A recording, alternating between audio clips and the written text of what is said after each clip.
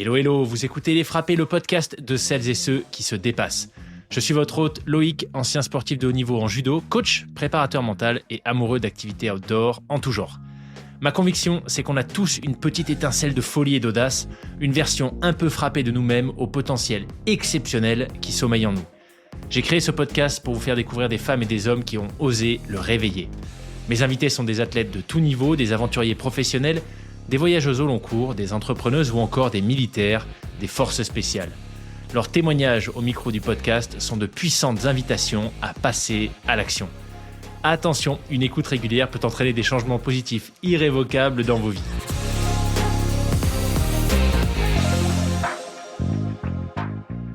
Eh ben écoute, bienvenue Félix sur le podcast. Je suis ravi de te recevoir pour un épisode qui s'annonce très très intéressant et plein de récits d'aventures et d'invitations à la réflexion. C'est un peu ce qui m'a marqué quand tu m'as envoyé ton message. Je me suis dit, ah tiens, c'est une approche un peu différente de l'aventure de l'expédition. Donc ravi que tu sois là aujourd'hui pour nous parler de ce que tu as réalisé récemment avec ton pote qui n'est pas là aujourd'hui, mais tu vas parler en son nom. Ouais, merci beaucoup de me recevoir. Ouais, et puis c'est ça, l'aventure qu'on a fait là dont je vais parler, on était deux avec Alexandre, mon pote. Il est pas là, mais je parle pour nous deux. Excellent. L'aventure en question, donc vous êtes parti en Géorgie. Donc on est sur un format audio uniquement. S'il y en a qui visualisent pas la Géorgie, parce que c'était mon cas, j'avais un petit doute sur l'emplacement exact. En gros, c'est au-dessus à droite de la Turquie. Voilà. Ouais, c'est ça, c'est à l'est de la mer Noire, donc ouais, entre la Turquie, la Russie et l'Arménie, quoi. C'est ça. Donc voilà, vraiment, quand on est en Bulgarie, donc le pays qui est au nord-ouest de la Turquie, frontière avec, pays frontalier de la Turquie côté nord-ouest, il y a la mer Noire. On trace une ligne droite et de l'autre côté de la mer Noire, quasiment au même niveau, il y a la Géorgie. Donc quand même sacrée distance. D'ailleurs, j'ai essayé, pour la petite anecdote, j'ai essayé de simuler un trajet en voiture et je sais pas pourquoi, s'il y a des raisons politiques avec la Turquie ou autre, mais il peut pas me calculer le trajet. C'est trop. Okay. Voilà. Donc... Je crois que il avait un peu du mal, ouais, nous aussi, quand on a essayé de faire des itinéraires à vélo, il avait du mal à nous faire traverser le Bosphore, donc à Istanbul, là. Donc on a été obligé de tout décomposer en deux parties, quoi. C'est peut-être ça qui bloque en voiture aussi. Il doit pas y avoir de... Ouais, ok. Et oui, évidemment, avec le Beaufort, ouais. Ça doit être ça, je pense. Il peut pas calculer les passages. C'est trop loin. Excellent. Donc Lyon, Géorgie en vélo, avec un objectif de mener une expédition sur place, mais l'ensemble, on va dire, d'une manière différente, puisque l'objectif c'était de pas prendre l'avion. C'est ça. Finalement de faire deux voyages en un, enfin même 3 voyages en un, parce que tu nous en parleras un peu plus tard, mais le retour en train, je suppose aussi que ça a dû être... Ouais, il y a eu quelques péripéties, ouais. Voilà, un voyage en soi. Mais en tout cas, vraiment ravi que tu sois là pour nous parler de cette aventure et en tout cas, moi je suis à peu près convaincu que ça va m'ouvrir les yeux sur tu vois, peut-être une manière différente de voyager, de concevoir et de vivre ses propres aventures. Mais avant tout ça, ce que je te propose, c'est peut-être de te présenter en quelques mots à celles et ceux qui nous écoutent. Ouais, alors moi je m'appelle Félix et donc mon pote c'était Alexandre. On se connaît de l'école d'ingénieur qu'on a faite en région parisienne. On fait tous les deux pas mal de montagnes ensemble, que ce soit du trail, de l'alpinisme, pas mal de ski de randonnée, tout ça. Voilà, on habite tous les deux à Lyon et donc c'est un peu ça l'idée du projet de partir depuis chez nous et puis d'essayer d'aller faire une expédition entre guillemets dans un pays un peu lointain. Comme on en voit parfois dans tous les festivals de films, de montagne et tout ça, ça nous faisait vachement envie, mais comme tous les deux, on essaye de prendre un peu des actions environnementales, écologiques dans notre quotidien. On était souvent frustrés de se dire, ah bon, bah c'est super, ça a l'air des expériences exceptionnelles, mais bon, nous, quand on essaye de pas trop prendre l'avion, c'est dommage, on va jamais pouvoir faire ça. Et puis donc l'année dernière, on a eu l'idée de se dire, est-ce qu'il n'y a pas un massif dans lequel on pourrait aller faire une espèce d'expédition comme ça, mais qui soit accessible autrement qu'en prenant l'avion. Donc c'est comme ça qu'on a eu l'idée d'aller en Géorgie, quoi. Ça faisait un peu lointain, mais suffisamment entre guillemets proche pour pouvoir y aller autrement. Excellent. Et pourquoi la Géorgie en particulier et pas l'Azerbaïdjan ou tu vois peut-être un peu plus au nord, je sais pas pourquoi ce pays-là. Alors en Géorgie, du coup, la chaîne de montagne, c'est le Caucase. avec, donc il y a tout un tas de montagnes assez hautes et ça va jusqu'à 5000 mètres, enfin il y a pas mal de sommets à 5000 mètres. Le point culminant, c'est l'Elbrus, qu'on connaît parce que c'est le point culminant de l'Europe continentale, qui est en Russie. Et donc voilà, on voulait un pays avec des montagnes pour pouvoir faire un peu d'alpinisme et de ski. Et en fait, si on veut continuer plus loin, après c'est un peu compliqué vis-à-vis des frontières et tout ça, il faut soit passer par la Russie, après il y a pas mal de frontières fermées, il y a l'Iran, enfin c'est une zone un peu géopolitiquement pardon, un peu plus compliquée. Du coup la Géorgie c'est assez facile d'y aller, donc c'est pour ça qu'on s'est arrêté là-dessus. Je l'évoquais un peu plus tôt, le retour en train. L'aller à vélo, c'était quelque chose qui, vous, dès le début, vous souhaitiez que ça fasse partie de l'aventure, parce que vous auriez pu aussi pas prendre l'avion, prendre le train, et ça aurait déjà, enfin, tu me diras combien de temps vous avez mis pour revenir en train, mais je pense que c'est déjà un sacré périple. Ouais, alors ça a été une question au début de savoir comment on allait y aller. Ouais. Donc on a étudié le fait d'y aller en train et de revenir en train aussi.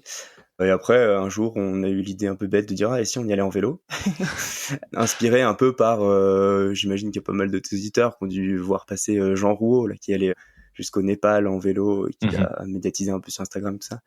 Donc ça nous a un peu inspiré. On s'est dit en fait c'est possible d'aller très loin en vélo, même en étant un peu minimaliste dans le matériel. Et du coup, c'est entre autres ça qui nous a un peu inspiré à y aller en vélo. On s'est dit c'est une idée bête, ça a l'air rigolo. Et donc on est parti là-dessus. Par contre, voilà, on avait tous les deux à peu près 3 mois de disponibles pour ça, enfin pour tout le projet. Et donc c'est là qu'on s'est dit, enfin, on a estimé à peu près que, vu ce qu'on avait vu chez les autres, comme c'était un peu moins long par exemple que d'aller au Népal, on s'est dit qu'on pouvait faire un peu plus de kilomètres par jour. Donc on a estimé à peu près qu'il fallait 3 semaines pour aller jusqu'en Géorgie. Et on s'est dit que sur 3 mois, si on fait 3 semaines aller, 3 semaines retour, ça laisse pas énormément de temps sur place. Du coup, on s'est dit que le retour, on allait le faire en train pour un peu couper la poire en deux, quoi, de faire quand même une aventure à vélo et puis quand même d'avoir assez de temps sur place pour profiter du pays. Et donc vous êtes parti avec tout votre matériel de ski, matériel de rando, etc. Alors pareil, ça a été une des questions du début de est-ce qu'on emporte tout avec nous à vélo, parce que ça fait quand même pas mal de choses. On voulait faire un peu d'alpinisme, un peu de ski sur place. Donc on a imaginé peut-être avoir une espèce de carriole sur laquelle on mettrait les skis et tout ça. Et après, on s'est renseigné un peu aussi en parallèle sur est-ce qu'on pouvait faire envoyer des affaires là-bas. Et donc finalement, on a choisi cette option-là pour pouvoir aller un peu vite à vélo. On était un peu minimaliste sur le matériel. Et une fois qu'on est arrivé sur place, on a pu récupérer un colis qu'on s'était fait envoyer. Par train, du coup? Bah, malheureusement, non. On aurait bien aimé, mais on aurait bien aimé, mais en fait, on n'a pas trouvé de solution qui propose. En fait, tu vois, on n'était pas pressé de récupérer nos affaires, mais il n'y a pas de solution existante pour te faire envoyer un petit colis sans que ce soit un container, quoi, dans un autre pays sans que ça passe par de l'avion. Mais par contre, on a fait une estimation un peu des émissions de CO2 qui étaient liées à ça. Et donc, l'ordre de grandeur de se faire envoyer un colis, c'était d'environ 60 kg de CO2 par rapport à un aller en avion qui fait à peu près 1 tonne de CO2, quoi. Donc, c'est quand même 20 fois moins. Ouais. On s'est dit que ça valait quand même la petite entorse à notre éthique de sans avion. Mais c'est aussi parce qu'on n'a pas trouvé d'autres solutions, quoi. Oui. S'il y en a qui connaissent parmi les auditeurs des services qui permettent de se faire envoyer des choses par fret autre, on est preneur. Alors là, une idée de business, tu crées une ligne Lyon-Tbilissi en vélo cargo. Livraison en 3 semaines garantie. Ok, donc le matériel du coup est parti avant vous. Ouais.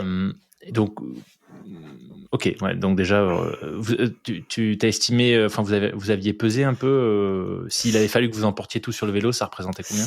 Le colis qu'on a envoyé, il faisait une 30aine de kilos. Donc dedans, il y avait 2 paires de skis, des chaussures de ski, des habits un peu chauds, cordes, du matériel un peu comme ça. Donc 30 kilos, ouais. Après, nos vélos, chacun, il faisait 20 kilos, du coup, dans ce qu'on a transporté, effectivement. Donc, on aurait pu, en termes de poids, tout prendre. C'est plus l'encombrement, en fait, d'emmener des skis sur un vélo. On l'a fait, du coup, pour aller de Tbilissi jusqu'au pied du sommet qu'on a fait. Mais en fait, c'est encombrant, c'est volumineux, ça tient pas hyper bien. Donc, pour faire 4500 km, on se sentait pas d'avoir des skis sur notre vélo.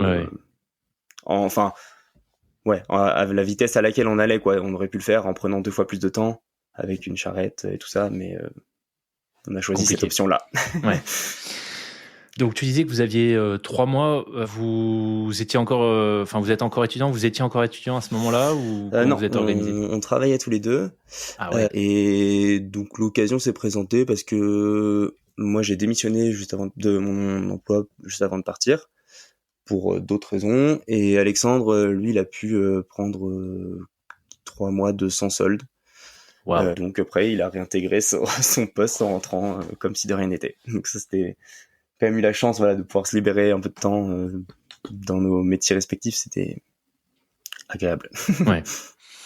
Pour tout de suite couvrir le sujet, parce que j'ai souvent la question quand j'ai des invités qui, comme toi, comme vous avec Alexandre, sont partis sur, tu vois, des périodes quand même. 3 mois, c'est quand même relativement long. Ouais, bien sûr. Ça a forcément un impact. Là, tu peux t'expliquer, tu étais entre deux jobs. Alexandre a eu des congés sans solde, donc non payés. Financièrement, vous aviez tablé sur combien en termes de budget et in fine, ça a été quoi la réalité? Alors, on n'avait pas exactement fait un budget précis à l'avance, quoi. À la fin, on a compté à peu près ce que ça nous avait coûté à chacun et on était autour de 5 000 € pour les 3 mois chacun. Ok. Donc, c'est quand même un budget conséquent, mais par rapport à la vie qu'on mène tous les jours en France, c'est pas forcément x10, quoi. Oui, oui. Donc, ouais, parce que, ouais, en fait, les coûts, c'était un gros poste de dépense, c'était l'envoi, parce qu'il y a eu des petites péripéties sur les douanes et les taxes qu'on a dû payer pour les récupérer. Après le trajet retour en train, et puis après en fait juste la vie sur place, quand on a passé 2 mois. C'est pas un pays qui coûte excessivement cher, mais en fait se nourrir, se loger, Ouais. voilà. Ouais, si ça fait. Au final, c'était effectivement 3 mois l'aventure au total. Ouais, c'est ça, au total c'était 3 mois. Ouais, donc ça fait un peu moins de 60 € par jour. Si on prend en compte le fait que qu'il y a eu des galères, le transport, le train, l'avion, etc., ça Ouais. semble, sur le papier, c'est raisonnable. Ouais. Enfin, c'est sûr que tout le monde n'a pas ce luxe-là, mais Oui, bien sûr. Mais comme tu dis, c'est je veux pas dire. une expédition à l'Everest avec Ouais, un ouais. budget exceptionnel. Non, mais si On tu l'a le quand même fais, fait avec des choses qu'on avait déjà. oui. On n'a pas investi dans des milliers d'euros de matériel. Ce que je veux dire, c'est que la somme est conséquente, mais si tu rapportes ça au jour, tu te fais un trip de 2 semaines en France. Ouais, c'est sûr compliqué d'être à moins de 55. Pas... Ouais, exactement. Donc, mais oui, voilà. C'est sûr que c'est une chance. Enfin, c'est génial que vous soyez créé les conditions pour partir vivre cette aventure. Mais voilà, au moins, on a couvert le sujet financier. Voilà. Je pense à Hubert notamment, qui souvent me dit, mais faudrait que tu demandes à tes invités comment ils font. Enfin, financièrement, ça représente quoi? Donc voilà, Hubert, tu sais. Excellent. Le trajet, comment vous avez... alors, le trajet, le timing, parce que je suppose que si l'objectif, c'était un sommet sur place, du ski, de l'alpi, il y avait quand même une notion de temporalité.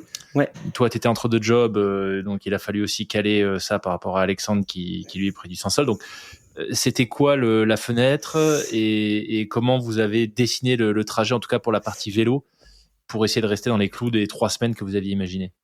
Ouais, et donc voilà, on avait l'objectif d'aller faire, la manière dont on a construit le projet, c'était d'essayer d'aller faire un 5000 à vélo depuis la France. La période dans laquelle on était disponible, c'était plutôt la fin d'hiver, début de printemps, donc on s'est dit que c'était plus pertinent d'y aller à ski. Et donc on s'est dit que, on a regardé à peu près la saison où ça se faisait, le Casbec, c'est le nom de la montagne qu'on a gravi. Le Casbec. Casbec. Casbec. Ouais. Okay. K-A-Z-B-E-K. Ah oui, le Mount Casbec. Ok. Ouais. Plutôt dans au nord. C'est à la frontière avec la Russie, dans le Caucase, au nord de la Géorgie.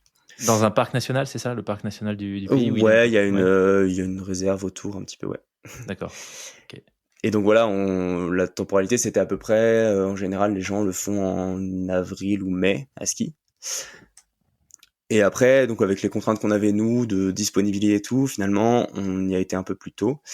Et après les 3 semaines à vélo, en fait, c'est en fonction de la distance qu'on a estimé ça. Il y avait 4500 km.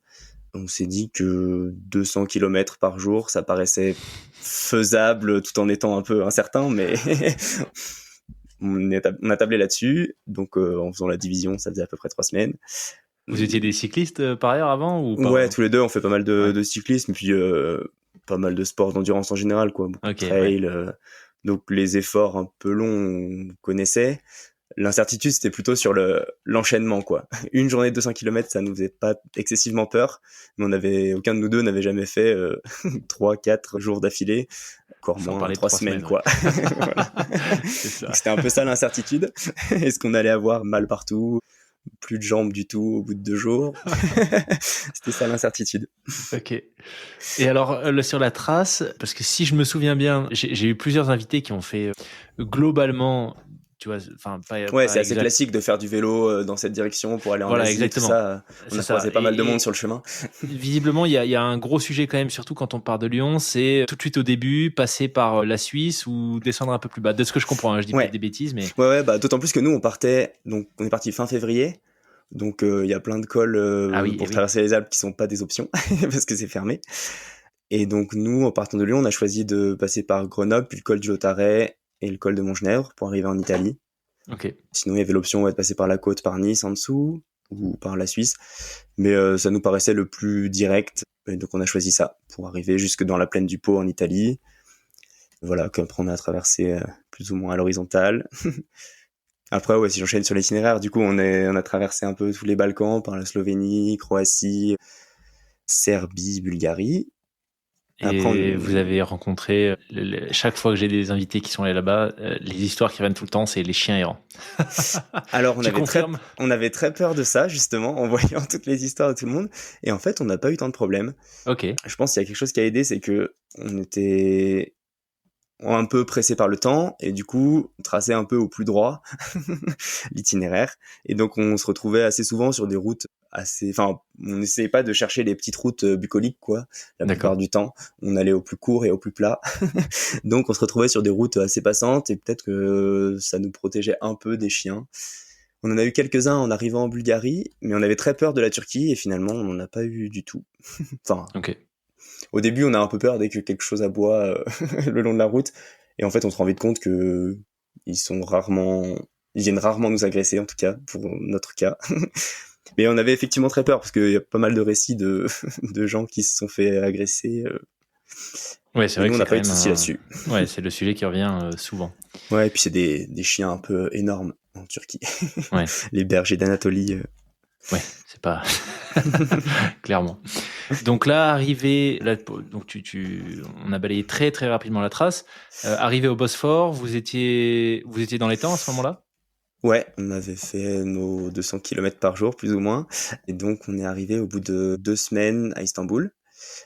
Et donc là, en fait, ça faisait déjà 2 jours qu'on était en Turquie, et il restait encore 1 semaine en Turquie, parce que le pays est vraiment immense, tout en longueur. Voilà, ça faisait 2 semaines, et puis donc ensuite de là, on a longé un peu la côte de la mer Noire, au nord de la Turquie, jusqu'à arriver à la frontière avec la Géorgie. C'était assez rigolo en Turquie, parce qu'en fait, le réseau de routes est pas très dense dans la partie où c'est très agricole et montagneux. Donc il y a pas énormément de routes. Donc en fait, on se retrouvait la plupart du temps sur des espèces de nationales à 2 fois 2 voies. T'es là sur le côté parce que c'était la seule route qui allait plus ou moins dans la bonne direction. Donc on était sur la bande d'arrêt d'urgence et il y avait des camions qui passaient à côté. Bonheur. C'est bien pour l'aspiration. Ouais, c'est ça. On était content quand il y a des camions dans notre sens. Sur cette partie vélo, ça a été quoi pour toi, en tout cas, les moments marquants, que ce soit, tu vois, dans le binôme ou dans les rencontres que vous avez pu faire? Parce que je sais pas, vous aviez déjà fait ce type d'aventure un peu, tu vois, sur la durée, ensemble, tous les deux auparavant? Aussi long, non. On a fait pas mal de choses à la journée sur une semaine, quoi, ensemble. Moi, j'avais jamais fait de vélo plus d'1 semaine d'affilée. Donc non, on n'était pas hyper habitué à ça. Sur les rencontres, en fait, sur la partie vélo, on n'a pas fait énormément parce qu'on était très occupés à faire du vélo. Comme c'était pareil, toujours pareil, l'hiver, il fait pas jour très longtemps. Du coup, pour arriver à faire nos 10 heures de vélo, pas trop à la frontale, on passait un peu notre journée à rouler. Si, en Turquie, on est passé en Turquie pendant la période du Ramadan. Et donc, le soir, enfin, c'est un pays qui est très très religieux. Et donc le soir, ils font le repas une fois que le soleil se couche. Je crois que ça s'appelle l'iftar, où ils dînent tous ensemble dans la mosquée une fois que le soleil se couche, quoi. Et au moins 2 ou 3 jours d'affilée, on s'est fait inviter. On passait par hasard devant une mosquée Et donc il y a plein de gens qui nous font des grands signes, ah venez, venez, venez, et on comprend pas trop ce qui se passe au début. Et après ils nous font nous asseoir dans une salle et ils nous servent à manger alors qu'on a à peine échangé quelques mots parce qu'ils parlent pas bien anglais et nous on parle pas bien turc, mais une espèce d'hospitalité exceptionnelle où voilà, ils nous ont invités au moins 3 jours de suite à partager leur repas du soir. Ça c'était vraiment cool. Les moments magiques des voyages. Ouais, c'est ça.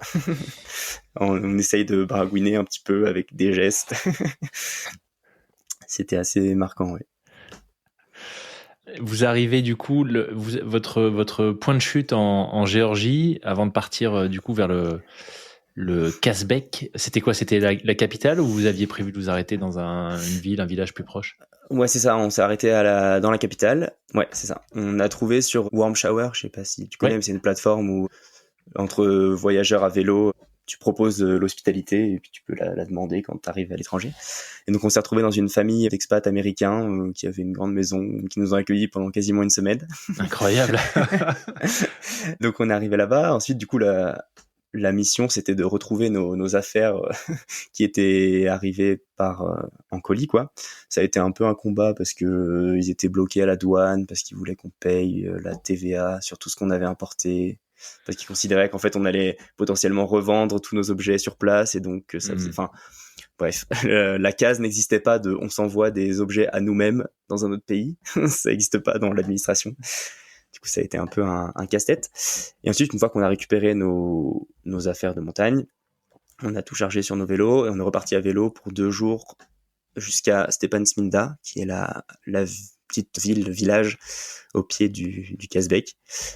Et de là, on a donc posé les vélos et c'est là qu'on est parti à ski pour faire l'ascension, quoi. Si on, en guise de conclusion de cette première partie de l'aventure, le voyage à vélo, tu dirais que pour toi, ça a été quoi tes gros apprentissages? Puisque tu disais que voilà, vous rouliez tous les deux avant, vous faites du trail, etc. Donc habitué des efforts longs, mais là, on parle quand même de 200 bornes par jour sur 3 semaines. Bon, je sais pas, vous avez fait du bivouac ou non, c'était nuit à l'hôtel? Non, c'était quasiment tout en bivouac, la majorité. Ah ouais, c'est vrai. Wow, ouais. Okay. Ah, je pensais pas, parce qu'avec Ok, d'accord. Ouais, donc d'un point de vue confort, quand même assez limité, donc ça doit jouer aussi sur la récupération, etc. Donc ça a été quoi pour toi, on va dire les 2-3 grands apprentissages, peut-être aussi côté matos, tu vois, des choses que tu emporterais que tu n'avais pas pensé apprendre avant, ou au contraire qui t'en servaient à rien? Et bah l'apprentissage, je pense, c'était surtout de voir que c'était possible, en fait, j'imaginais pas trop que ça puisse marcher. Et même en termes de matériel, voilà, on avait vraiment pas grand chose. On avait une tente, un matelas, un duvet et un caleçon, quoi. Et de voir qu'en fait, bah voilà, si on n'est pas trop pointilleux sur le confort, ça marche et on peut traverser le monde comme ça, quoi. Une fois qu'on est arrivé en Géorgie, on s'est dit, ah bon, bah maintenant qu'on a le rythme, on pourrait continuer finalement. Alors évidemment, bon, chacun va à la vitesse qu'il veut, mais en fait, voilà, de se dire que on peut aller vraiment super loin en un temps raisonnable, c'était assez édifiant. Même chaque soir, on dézoomait sur la carte, on disait waouh, on a fait tout ça en une semaine, c'est incroyable, on est déjà aussi loin. On voyait défiler même les fuseaux horaires, on était quasiment jet-lagués à vélo, quoi. Oui, on peut aller loin. Physiquement, vous étiez dans quel état en arrivant? Complètement cramé, ou au final, au bout d'une semaine, on avait quand même un peu mal partout. Ouais. Mais ça a passé en 2-3 jours après. Le corps, il dit bon, d'accord, j'ai compris, je me couche. Ouais. Et en arrivant, bah, on essayait quand même de dormir au moins 8 heures par jour, quoi. On essayait quand même de dormir pas mal pour pouvoir récupérer un peu. Donc, on n'était pas épuisé. On a quand même passé 2-3 jours à rien faire en arrivant. Mais on a pu enchaîner par la suite assez rapidement sur la deuxième partie, quoi. Ça, c'est vraiment fascinant. Chaque fois que j'ai des récits comme ça, je me dis, mais c'est quand même incroyable, parce qu'il y a que en partant sur du long comme vous l'avez fait qu'on peut se rendre compte finalement du fait exactement ce que tu viens de dire, finalement, que c'est accessible et que le corps est capable. Tout est une notion de rythme, finalement, on a les capacités d'endurance pour faire ce que vous avez fait. Ce qui est quand même incroyable, parce que ça, on peut pas le toucher du doigt. Même, tu vois, une sortie trail un peu long, une sortie vélo un peu longue. L'enchaînement des journées, en fait, et puis tu parlais de rythme, mais en fait, c'est ça, on avait vraiment un rythme hyper bien calé. On se levait aux aurores pour démonter le camp et partir dès qu'il faisait jour. On roulait toute la journée, et dès que le soleil se couchait, on s'arrêtait pour acheter à manger pour le soir, le lendemain matin et tout ça. On trouvait un endroit pour dormir, on dormait. Et on repartait le lendemain. Enfin, tout était hyper rythmé. On savait exactement l'ordre dans lequel on devait faire les choses, quoi. Ça s'est mis en place dans les quelques premiers jours, mais à la fin, chacun avait sa tâche en arrivant le soir, et puis c'était bien rodé. Et ça aussi, je trouve que c'est très agréable, finalement, quand tu vis ce genre d'aventure un peu longue, quelques semaines. Alors, je sais pas, j'ai jamais vécu ça tu vois, des fois, j'ai des gens qui sont partis, qui ont fait l'Alaska, la Patagonie, ça dure 6 mois, 1 an. Bon, je sais pas si au bout d'un moment, cette routine, tu t'en lasses. Ouais, peut-être essayer de la casser au bout d'un moment, mais là, c'est assez agréable. mais je sais que sur quelques semaines, j'ai toujours trouvé ça très, finalement, un peu rafraîchissant de revenir à vraiment à l'essentiel. Tu manges, tu dors, tu te déplaces, tu manges, tu dors, enfin, tu vois, c'est ça. Une notion un peu de nomadisme. Ouais, exactement, de nomadisme et de simplicité, où tu te rends compte, en fait, je vis de super journées, je passe de bons moments, je vois de belles choses, en ne faisant rien d'autre que me réveiller, manger, me déplacer, dormir, tu vois. Ouais. Oui, ça contraste vachement entre tu traverses des pays un peu exotiques, entre guillemets, t'es vraiment en dehors de chez toi, et pourtant t'as ta petite routine qui tous les jours est la même. Ouais. Très bien, donc vous arrivez dans le village, tu disais de Stepan Sminda. Stepan Sminda. Alors celui-ci, je ne le trouve pas sur la carte. C'est pas immense, c'est une petite ville, je sais pas combien d'habitants il y a, mais je vois. En fait c'est frontalier avec la Russie. C'est sur la route principale par laquelle passent tous les échanges entre la Russie et la Géorgie. Donc en fait, c'est un petit village traversé par des centaines de camions chaque jour de tous les pays de la région. Et donc nous, on a pris cette route pour monter jusqu'à ce village-là, qui est peut-être à 1700 mètres d'altitude. Et qui était déjà dans la neige à cette altitude. Ouais. En fait, pour y aller depuis la capitale de la Géorgie, qui est Tbilissi, il faut passer un col à 2400 mètres. Et en fait, on a eu pas mal de chance parce que le col était fermé pendant quelques jours juste avant qu'on y passe. Et donc normalement, c'est une espèce d'autoroute de camions, enfin sur une route de montagne, mais sur laquelle il y a énormément de camions, qui est réputée un peu dangereuse, la route est défoncée et tout ça. Et nous, on a eu de la chance parce qu'elle était fermée, on est passé dans les premières heures où elle a rouverte. Donc il n'y avait pas encore la danse de camions qui nous doublait. Donc on a eu un peu de chance là-dessus. Et donc après, on arrive donc à Stepan Sminda, et c'est là qu'on voit pour la première fois le Kazbek, quoi, la montagne qu'on voulait gravir depuis, vers laquelle on se dirigeait depuis 3 semaines. Alors justement, si on peut faire un arrêt sur image là-dessus, même si on est qu'en audio, comment à ce moment-là, j'imagine qu'en préparant l'expédition, vous aviez vu des photos, des vidéos, peut-être des récits de gens qui s'étaient aventurés dessus, mais si tu nous décris ce moment-là où vous posez les yeux dessus pour la première fois, qu'est-ce que vous voyez, qu'est-ce que toi tu ressens après du coup plus de 3 semaines de voyage, les galères pour récupérer vos affaires, 2 jours de plus pour arriver sur place? Ouais, en fait, le village, il est vraiment au pied de cette montagne, qui est du coup plus de 3000 mètres au-dessus. Et donc, il faut vraiment lever les yeux loin, loin, loin pour voir le sommet. Elle est vraiment hyper imposante, quoi. Elle est juste au-dessus, quoi. Et quand on est là, on pourrait presque la toucher, quoi. On se dit, ça y est, il reste plus rien, quoi. Et il nous reste 2 jours de ski pour monter en haut. Ça y est, on y est, quoi. Alors après, dans les faits, on est resté un petit peu dans le village pour faire des sorties à la journée avant, s'acclimater un petit peu, pour pas trop subir la montée à 5000. Mais vraiment, elle paraît vraiment hyper imposante. C'est pas une montagne hyper acérée, c'est un ancien volcan éteint. Donc le sommet, il est un peu rond, bombé. C'est pas comme, je sais pas, toutes les montagnes extrêmes, extrêmement raides et tout ça. Mais quand même, elle est... Ouais. C'est un petit dôme de neige avec des falaises rocheuses dessous. Et en fait, la voie par laquelle on monte, elle est pas directement visible. On fait une espèce d'escargot autour et on l'attaque par derrière. Donc la face qu'on voit depuis le village est quand même assez imposante. Donc ouais, c'était un peu un grand moment de la voir pour la première fois devant nous. C'est une montagne qui se grimpe régulièrement. Je veux dire, c'est un lieu d'alpinisme dans la région ou pas forcément? Ouais, c'est assez classique. L'été, il y a quand même pas mal de monde. Ils installent des espèces de camps, il y a beaucoup de tentes et tout ça. À ski, ça se fait quand même beaucoup moins. Enfin, on n'est pas du tout les premiers, hein, mais ça se fait moins, il y a moins de monde. Et puis d'autant plus à la saison où on y était nous, on était un petit peu avant que la saison de ski commence vraiment. Peut-être à peine trop tôt, quoi. Quand on en parlait aux gens dans le village, ils nous disaient vous voulez y aller maintenant, c'est un peu bizarre, normalement c'est plutôt en mai. Nous on y était du coup fin mars. parce que la météo, je pense, est un peu plus clémente si on attend un peu. Mhm. Donc au début, on a un peu hésité. On est resté peut-être une semaine, non, peut-être 4 jours à Stepantsminda à faire des sorties à la journée en attendant, en regardant la météo, en scrutant un peu parce qu'il y avait, enfin, comme c'est en altitude, il y a souvent énormément de vent, pas mal de nuages et tout. Donc on guettait la météo pour trouver un créneau qui irait. Et puis du coup, au bout de 4 jours, on a décidé, allez, demain, on essaye d'y aller. On verra bien si ça passe avec la météo et tout, mais ça avait l'air jouable. Et donc on s'est lancé dans l'ascension. Ça se fait en 2 jours en général. Il y a une espèce de refuge mi-chemin qui s'appelle le refuge Bethlemi. Et c'est une ancienne station météo russe. Donc c'est une espèce de bâtiment hyper austère, très soviétique quoi. Un grand bâtiment avec plein de pièces toutes pareilles dedans, qui sert donc de refuge. Je crois qu'il est gardé l'été. Là, c'était juste une espèce de carcasse de pierre dans laquelle on pouvait dormir. On savait pas encore si ça allait être ouvert ou pas ce bâtiment. Du coup, on avait quand même monté la tente, ce qu'il fallait pour dormir dehors. Et donc c'était un peu la bonne surprise en arrivant qu'il y avait pas vraiment des lits, mais des planchers sur lesquels on pouvait dormir, à l'abri du vent.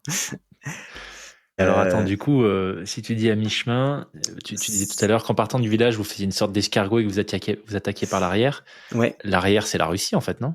Ouais, exactement. En fait, le parc, enfin la voie normale, elle passe en Russie. Du coup, vous êtes rentré en Russie. Ouais. Alors, Wow. il n'y a pas de frontière ni rien. Enfin, c'est pas matérialisé, mais on passait en Russie, ouais.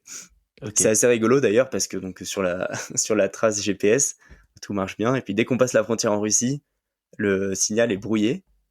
Ah ouais. Et donc sur les traces qu'on avait après sur Strava et tout ça, notre GPS il part dans des villes un peu aléatoires en Russie où, enfin, on est promené un peu par le signal GPS complètement ailleurs.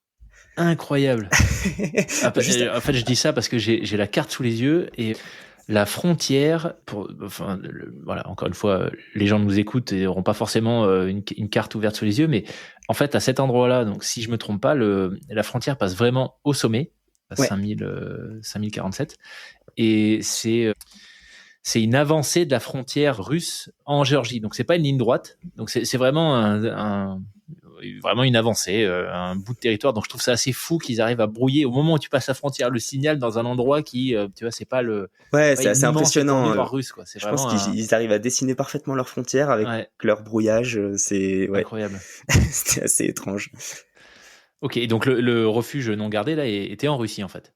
Non, c'était avant qu'on passe la frontière, donc des côtés géorgiens. Et là, j'imagine que vous croisez personne. Et ben, on s'attendait à croiser personne, et en fait, il y avait peut-être une dizaine d'autres personnes qui étaient là, en même temps que nous. On s'attendait à être vraiment tout seul, donc c'était la bonne surprise. Dont 2 gars qui venaient de Échirol. Ouais. Non, pas tout à fait. Il y avait des Suisses et des Allemands qui, pareil, le lendemain, pensaient partir pour le sommet. Alors, je crois que tout le monde n'est pas arrivé, mais du coup, on a fait la plupart de l'ascension avec les Suisses. Ils étaient 3 et nous on était 2, du coup, on s'est associés un peu. Génial. Ouais. Et du coup, côté conditions météo, comment ça s'est passé? Et alors dans les faits, on a eu quand même pas mal de vent, parce que bon, bien sûr, c'est un peu la seule montagne dans un petit périmètre à cette altitude-là. Du coup, ça prend tous les vents qui arrivent de toutes les directions.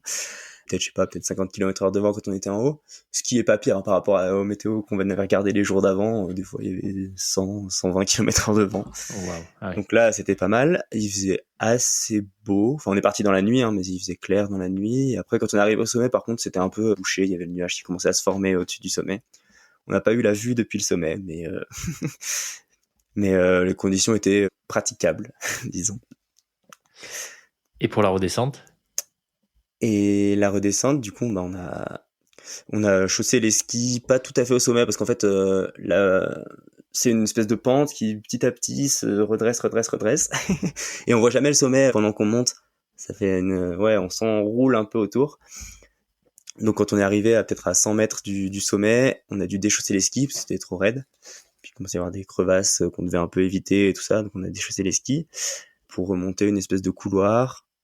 qui s'est finalement retrouvé être pas le bon, qui menait quand même au sommet, mais en fait c'était beaucoup plus difficile que il fallait continuer un petit peu, il y avait un autre passage beaucoup plus facile.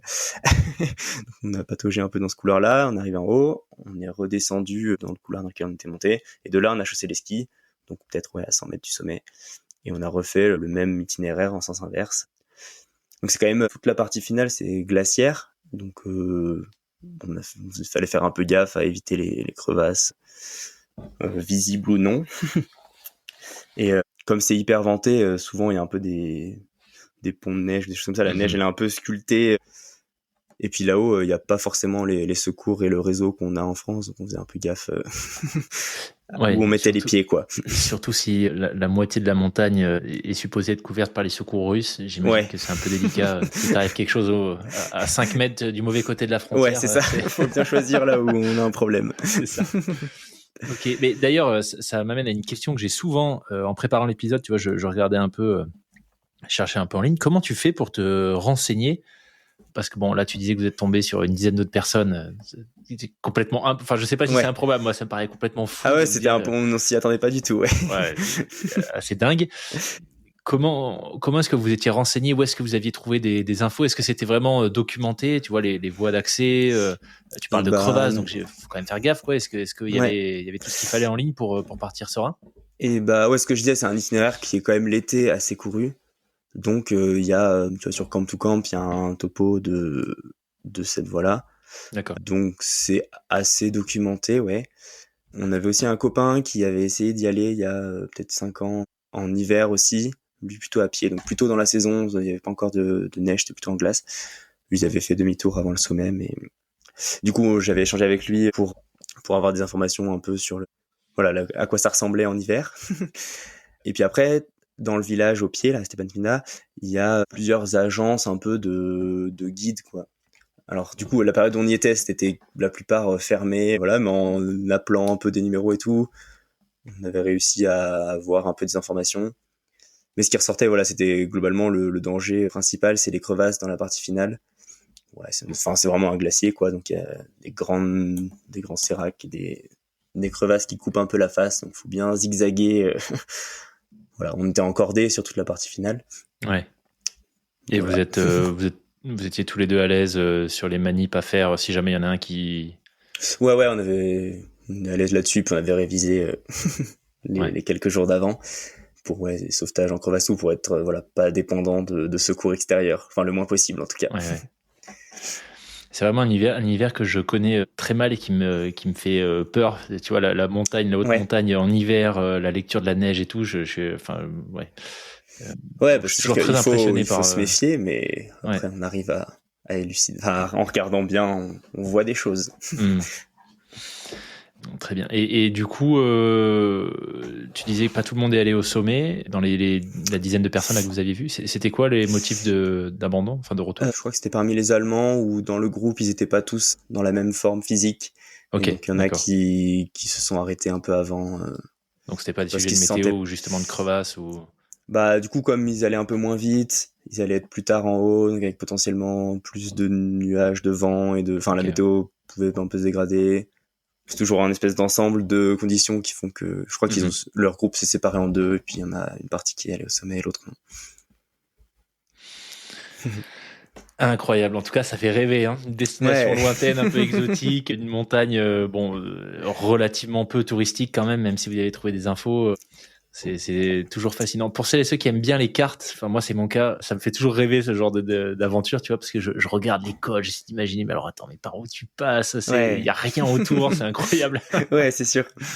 Et puis donc cette montagne-là, il y avait pas mal d'informations, mais les jours d'avant, quand on faisait des petites sorties pour s'acclimater, c'est incroyable parce que donc c'est un massif un peu infini avec une ville au milieu de plein de montagnes. Et pour le coup là, il y a assez peu d'informations sur tout ce qui est autour. Et donc on regardait la carte, on disait et si demain on allait là, et on trouvait aucune info, on allait voir, et des fois ça marchait, des fois ça marchait pas. C'est assez cette sensation, c'était assez grisant de l'impression de découvrir un peu une chaîne de montagnes comme pas du tout aménagée, quoi. Ouais, c'est sûr que ça ne veut pas être la même expérience que aller grimper autour de Chamonix où c'est sûr. On croise personne. Ouvert. Ouais. On a fait plusieurs fois après le sommet d'aller planter la tente au fond d'une vallée pour 2-3 jours. Comme ça, on rentabilisait l'approche et puis après, on avait fait plusieurs choses en étoile autour, quoi. On faisait des petits camps avancés. Une fois que le sommet était fait, c'était pas la fin de l'aventure. Vous êtes en fait resté quasiment jusqu'à ce que la saison de ski soit terminée, c'est ça? C'est ça, ouais. Donc une fois qu'on est arrivé en Géorgie, on a mis peut-être 1 semaine et demie ou 2 semaines à faire le sommet. Et donc, il nous restait un peu plus d'1 mois sur place qu'on a utilisé mis à profit pour faire pas mal de ski donc autour de la région du Kazbek. Et puis il y a une autre région aussi qui est assez connue pour le ski, c'est plus au nord-ouest, autour de Mestia, si t'as la carte ouverte. Et donc là pareil, il y a encore des milliers de vallées, j'ai pas envie de dire inexplorées parce que je pense que c'est faux, mais où t'as l'impression d'être le premier à mettre le pas dedans. Donc on a écumé ce qu'on pouvait de ces vallées-là, jusqu'à ce que la saison du ski s'étiole un petit peu, et puis après on a profité pour faire un peu du tourisme en Géorgie avant de rentrer. Fabuleux. Du coup, alors je suis désolé, j'ai même pas le nom. Tout ce que je vois sur la carte au pied du mont Kazbek, c'est une ville qui s'appelle Kazbegi. Ouais, c'est l'autre nom c'est le nom un peu russe de Stepan Sminda. Ah d'accord, ok. Bon, donc vous étiez là. Ok. Donc, du coup, je vois sur la carte. Pour faire du coup Kazbegi ou Kazbeji Mestia, c'était en vélo là ou? Alors on est retourné jusqu'à Tbilissi en vélo avec nos skis sur les vélos et tout ça. Et là, on a laissé nos vélos à la famille d'Américains chez qui on était, qui était super sympa. Et en fait, après le sommet, il y a un troisième copain qui nous a rejoint, qui lui est venu en train. Et donc de là, lui, il avait pas de vélo, donc on a laissé les vélos là et on se déplaçait en bus ou en train. Il y a pas mal d'espèces de petits minibus qui sillonnent la Géorgie. Et le coin de Mestia, parce qu'à l'inverse des environs du Kazbek, j'ai l'impression qu'il n'y a pas de route qui part de Mestia et qui traverse la frontière. Ouais, en fait, c'est une espèce de cul-de-sac, quoi. Okay. C'est une ville qui est tout au fond d'une longue vallée. Il y avait, je sais plus, 8 ou 9 heures de minibus depuis la grande ville la plus proche. Et puis, en fait, là, c'est un peu la ville où les gens viennent faire de la montagne. Stepan Sminda, il y a quelques personnes qui viennent faire le Kazbek, et Mestia, les quelques touristes qui viennent faire de la montagne en Géorgie, ils atterrissent souvent à Mestia. Ça aura bien plus une sensation de bout du monde, du coup, non? Ouais, y a pas de trafic, ouais, t'es vraiment au fin fond d'une vallée, et après, on est même allé encore plus loin, il y a un village qui s'appelle Oujgouli, où là, t'as l'impression de retourner au Moyen-Âge, quoi. C'est une espèce de tour médiévale érigée de partout, des maisons en pierre avec des vaches qui marchent c'est pas des rues, en fait, c'est des petits chemins qui se promènent dans le village. Et puis de là, pareil, on a fait 1 ou 2 fois des espèces de camps de base où on avançait avec la tente, on se posait, et puis on allait faire des sommets autour. Ça fait vraiment une impression de bout du monde, comme tu disais, t'as l'impression d'être le premier humain à fouler certains endroits. Ce qui, je pense, est faux, hein, mais... Ça fait vraiment rêver. En tout cas, ça donne envie d'aller explorer ces coins-là. Ouais. Ça a été quoi, toi, en tout cas, c'est quoi aujourd'hui tes plus beaux souvenirs de cette partie-là du voyage, que ce soit l'ascension en tant que telle et tu vois, tout ce qui a suivi derrière, les petites randos, les itinérances en étoile, etc. Ah ouais, le moment où on est arrivé au sommet quand même du Kazbek, c'était un moment fort. Après, on en a parlé rapidement, mais quand même, quoi. Ouais. Bon, on n'est pas resté hyper longtemps, hein, parce que quand même, il faisait super froid, on avait le visage, tous les cils, les sourcils gelés. Mais ouais, c'était quand même un beau moment d'arriver là-haut après quasiment 1 mois à avancer vers cet objectif, quoi. Donc c'était un beau moment. Et puis après, j'ai beaucoup aimé autour de Mestia, où rencontrer un peu des gens qui vivent t'as l'impression qu'ils vivent dans un monde parallèle, quoi, ou dans un temps parallèle. Ça aussi, ça doit te faire reconsidérer du coup ton quotidien et... Ah ouais, carrément. T'es à 1000 lieues de nos petits quotidiens d'ingénieurs, bien rangés. Carrément. Et puis, les montagnes là-bas, ça paraît infini, quoi. Il y a des sommets à 5000 de partout, des faces immenses. Ça donne très envie de revenir et d'y retourner, de continuer à sillonner un maximum, quoi. Tu penses que tu y retourneras d'ailleurs? J'aimerais bien, oui. Ouais. À vélo, à nouveau. Parce que du pourquoi coup, pas, ça voir fait par tout de un autre suite, chemin peut-être. Ouais. Non, remarque, c'est vrai qu'il y a le train, mais tu vas nous en parler du train, mais ouais, c'est sûr que s'il faut replanifier à chaque fois 3 semaines, c'est minimum pour s'y rendre. C'est tout de suite plus complexe. Mais d'ailleurs, par rapport à ce point, puisque c'était, si je reviens à la genèse de tout ça, ce qui vous a poussé à prendre le départ à vélo, c'était le fait de vivre une expédition différemment, de pas prendre l'avion avec 2 tonnes de matos, arriver sur place, faire votre sommet, rentrer en avion. Ça a été quoi les prises de conscience par rapport à ces convictions initiales? Est-ce que tu es convaincu est-ce que finalement tu as trouvé, je te pose la question à toi parce qu'Alexandre n'est pas là, mais est-ce que tu as trouvé ce que tu espérais dans ce type d'aventure? Est-ce que tu étais allé chercher quelque part? Ouais, moi je pense que oui. Ça donne un peu une autre saveur à ce que tu fais sur place. J'imagine que tu peux être beaucoup plus facilement déçu de ce que tu fais quand tu y vas et tu as un plan très précis en tête, que ça marche pas parce que des conditions météo ou d'enneigement ou je ne sais quoi. Là, déjà rien que le trajet, c'était une aventure folle. Il se trouve que ça a marché ce qu'on voulait faire sur place, donc c'est encore mieux. Mais ouais, je pense le sommet qu'on a fait, c'est pas quelque chose qui a jamais été fait. On n'a pas révolutionné le monde de la montagne, mais le fait d'y être allé comme ça donne un caractère un peu particulier, quoi. Voilà, on n'a pas besoin d'être des pionniers de l'alpinisme pour aller faire un truc cool. Et ouais, ça c'était un peu satisfaisant. C'est là encore une fois, ça fait vraiment du bien d'entendre ça parce que en fait, je trouve que c'est très facile. Tu me diras ce que t'en penses, mais tu vois, aujourd'hui où tout le monde est connecté, où on a tous accès à l'information très facilement, où il y a cette espèce aussi, enfin, en tout cas, moi, je pense, c'est ma conviction d'espèce de course au toujours plus, aux premières, tu vois, toujours plus long, toujours plus extrême, toujours plus, un peu, parfois même un peu farfelu, tu vois, des gens qui te disent, ah, mais je suis le premier à avoir fait, tu vois, j'en sais rien, Lyon, l'Everest Moscou, a une en jambe moonwalk. en monocycle, ouais, carrément. Ouais, voilà, Toujours un truc un peu différent. Ouais, ok. Là, c'était un peu le but aussi de montrer que voilà, on n'a pas besoin d'être une personnalité publique pour aller faire des trucs cool. Exactement. On a eu quand même quelques aides de 2-3 marques, mais enfin, on n'a pas fait un documentaire Netflix, on n'a pas, enfin, je sais pas, on n'a pas un budget illimité, on est des gens entre guillemets normaux, quoi. Enfin, on avait un métier et on s'est dit qu'on se libère un peu de temps pour aller faire une expédition.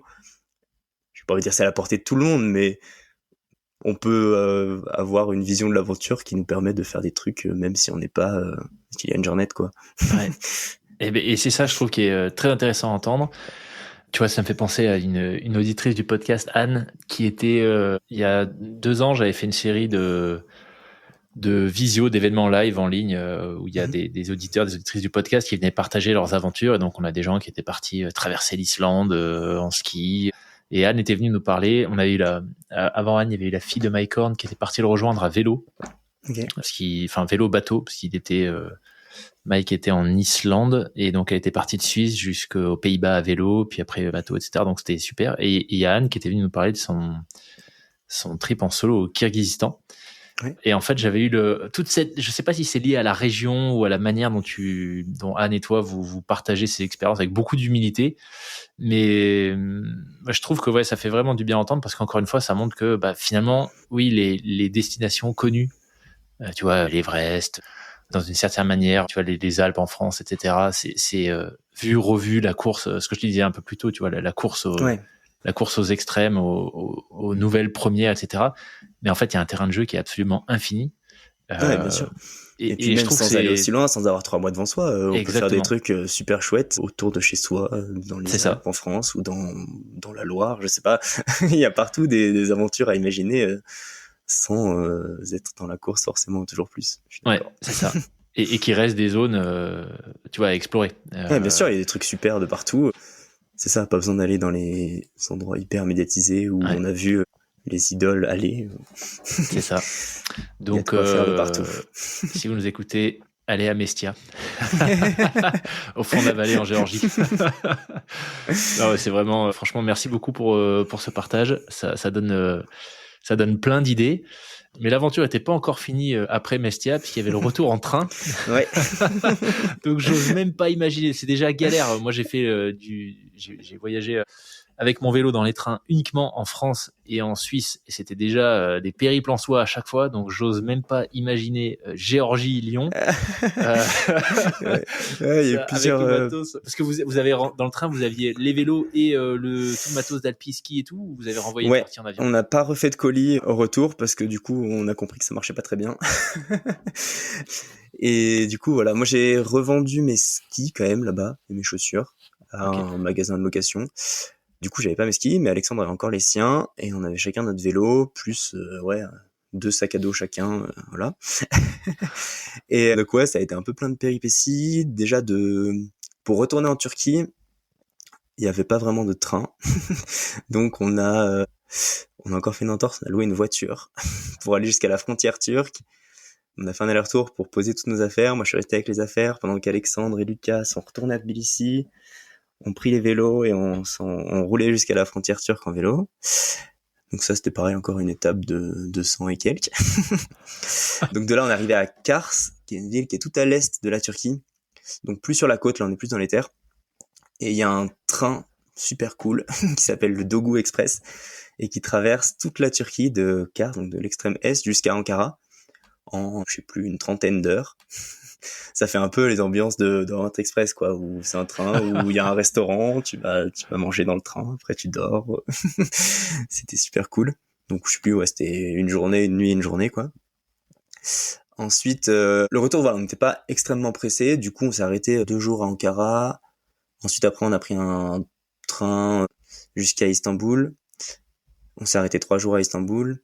Et en fait, tout le long, j'ai oublié de préciser, mais on avait du coup acheté des espèces de bâches et des sangles et tout, et on s'est fait une espèce de housse à vélo improvisée. Okay. On les a empaquetés avec un peu de la mousse, des trucs pour pas qu'ils soient trop abîmés pendant le trajet. Mais donc on avait fait un système pour pouvoir le porter un peu à l'épaule, quoi. En plus de nos 2 sacs et de nos skis à la main. Donc on avait chaque main et chaque épaule était utilisée. On cherchait à chaque fois des auberges de jeunesse ou des hostels et tout comme ça, le plus proche possible des gares. On cherchait pas à aller trop loin. C'était vraiment le plus proche possible de la gare à chaque fois. Après d'Istanbul, on a encore pris un train de nuit jusqu'à Sofia.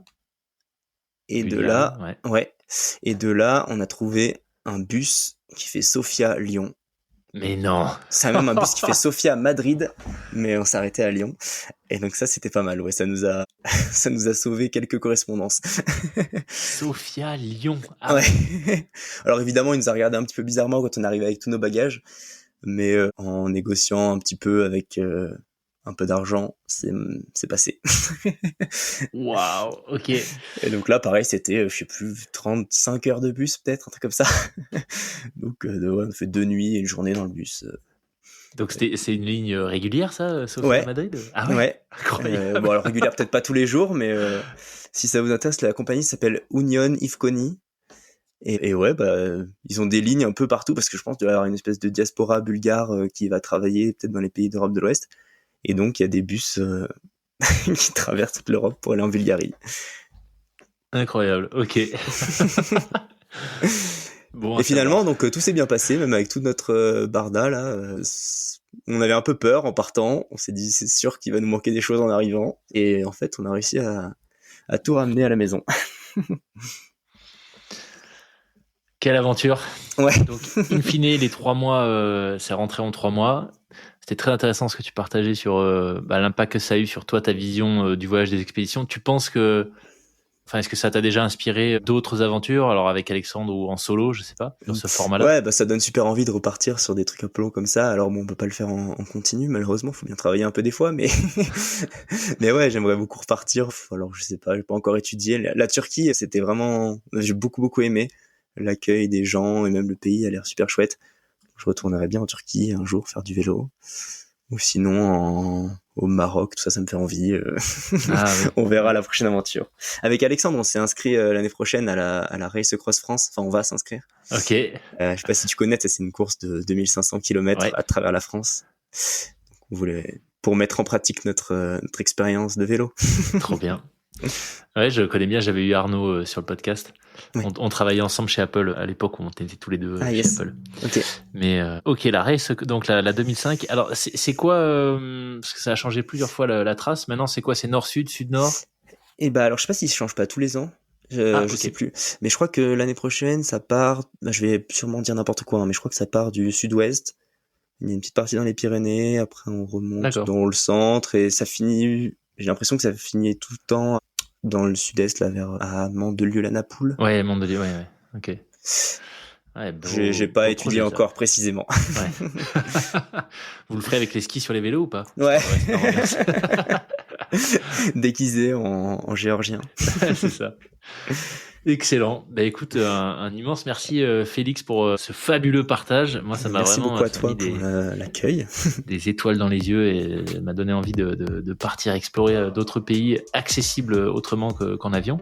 Si toi, tu avais un mot de la fin pour conclure, tu as déjà partagé plein de choses, mais est-ce qu'il y a quelque chose que tu en particulier que tu voudrais souligner pour terminer cet épisode? Et bah ouais, peut-être un message sur la prochaine fois que vous voulez faire un truc, un voyage ou une grande expédition, considérez peut-être autre chose que partir à l'autre bout du monde en avion. Il y a plein de choses super belles, moins loin que ça, à explorer. Merci énormément Félix, merci pour ce récit et puis bah écoute, je te dis à la prochaine fois pour soit que tu nous racontes la Race Across France, soit que tu nous parles du nouveau voyage, de la nouvelle aventure que tu auras montée. Et bah ouais, super, la prochaine fois j'enverrai Alexandre. Ouais voilà, c'est ça, on alterne. Merci Félix. Très bien, merci à toi, à bientôt.